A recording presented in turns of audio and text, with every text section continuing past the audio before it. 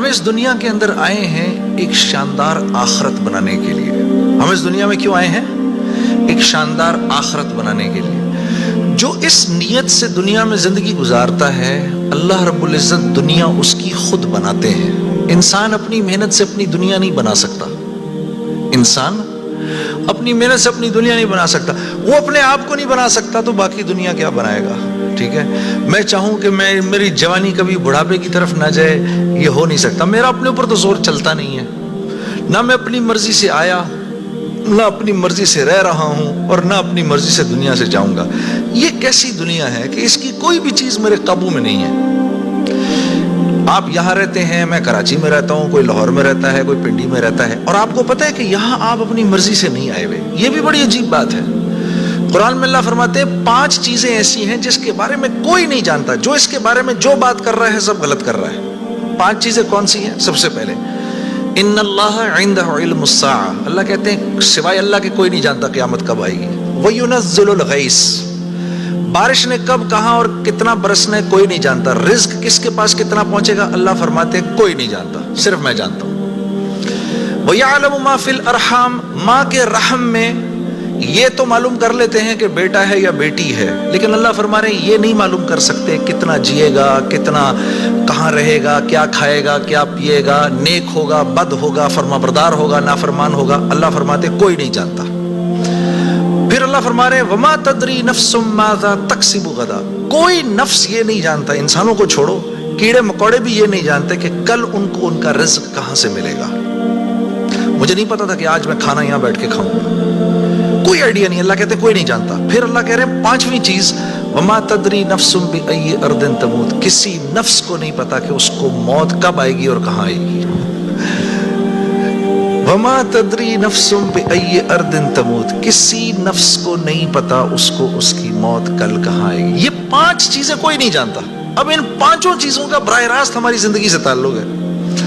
تو پھر یہ کیسی زندگی ہے، یہ کیسی دنیا ہے جس کے بارے میں کچھ بھی نہیں جانتا. تو اللہ رب العزت نے دنیا کا بننا بگڑنا یہ انسان کے ہاتھ میں نہیں رکھا. یہ انسان کے ہاتھ میں نہیں رکھا. اور اختیار کتنا دیا؟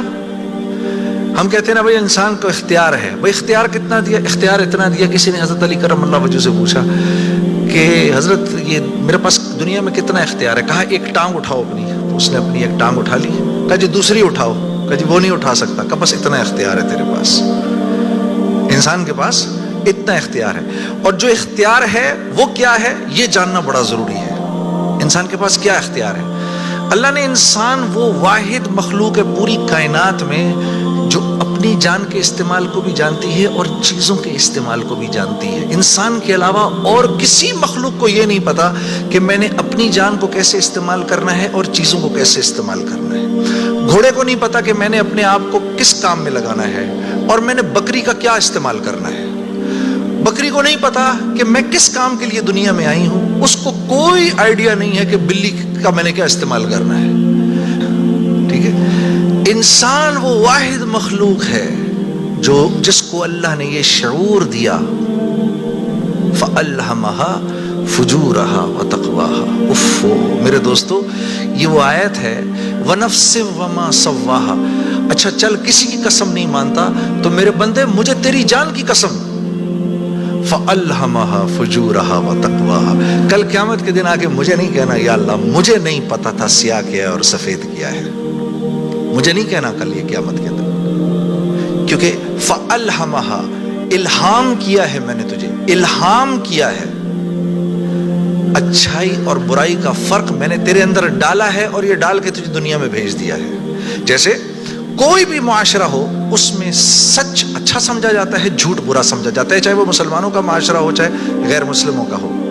بے ایمانی ہر معاشرے میں بری سمجھی جاتی ہے، ایمانداری ہر معاشرے میں پسند کی جاتی ہے. راست بازی، سچائی، بینگ اپ رائٹ یہ ہر معاشرے میں پسند کیا جاتا ہے، اور ظلم ہر معاشرے میں برا سمجھا جاتا ہے. جسٹس ہر معاشرے میں اچھا سمجھا جاتا ہے، قتل ہر معاشرے میں برا سمجھا جاتا ہے. تو اللہ پاک فرما رہے ہیں یہ چیزیں دے کے میں نے تمہیں دنیا میں بھیجا ہے. میں نے تمہیں تمہاری جان کا استعمال بتا دیا، چیزوں کا استعمال بھی سکھا دیا. تو یا اللہ میں نے جان کا کیا استعمال کرنا ہے، میں نے جان کا کیا استعمال کرنا ہے؟ ہاں؟ تو اللہ پاک فرما رہے قد افلح من زکاہا، تو نے اپنی جان کا تزکیہ کرنا ہے تو تو کامیاب ہو جائے گا۔ وقد خاب من دساہا، اور اگر اپنے نفس کو تو نے کھلا چھوڑ دیا تو برباد ہو جائے گا۔ اب نفس کا تزکیہ کیا ہے؟ نفس کو ہر اس چیز سے روکنا جس کو اللہ نے منع کیا ہے، یہ نفس کا تزکیہ ہے۔ سامنے نام میرا مورد ہے، اب نہیں دیکھ سکتے اس کو، ہاں وہ سامنے سے آئی، نظریں جھکا لی، اب نظریں جھکا لی اسی لمحے پچھلے سارے گناہ معاف ہو جاتے ہیں، اور اللہ ایمان کی وہ حلاوت دیتے ہیں جو آپ نماز میں محسوس کریں گے۔ پھر آپ نہیں کہیں گے کہ جی میں نماز پڑھتا ہوں میرا تو دھیان ادھر نکل جاتا ہے، پھر آپ نہیں کہیں گے۔ کان کو ہر وہ چیز سننے سے روکنا جس کو اللہ نے منع کیا، ہر اس چیز کو سننا جس کا حکم دیا۔ ہاتھ کو ہر اس جگہ استعمال کرنا جس کا حکم، ہر اس چیز سے روکنا جس سے منع کیا۔ تو نفس کا تزکیہ اللہ فرما رہے ہیں جب تم دیکھ دیکھ کر میری رعایت رکھ کے زندگی گزارو گے تو تم اس دنیا میں کامیاب ہو جاؤ گے، اور تمہیں کامیاب کون کرے گا؟ ہم کریں گے، تم خود کامیاب نہیں ہو سکتے۔ سے منع کیا تو نفس کا تزکیہ اللہ فرما رہے ہیں جب تم دیکھ دیکھ کر میری رعایت رکھ کے زندگی گزارو گے تو تم اس دنیا میں کامیاب ہو جاؤ گے، اور تمہیں کامیاب کون کرے گا؟ ہم کریں گے، تم خود کامیاب نہیں ہو سکتے۔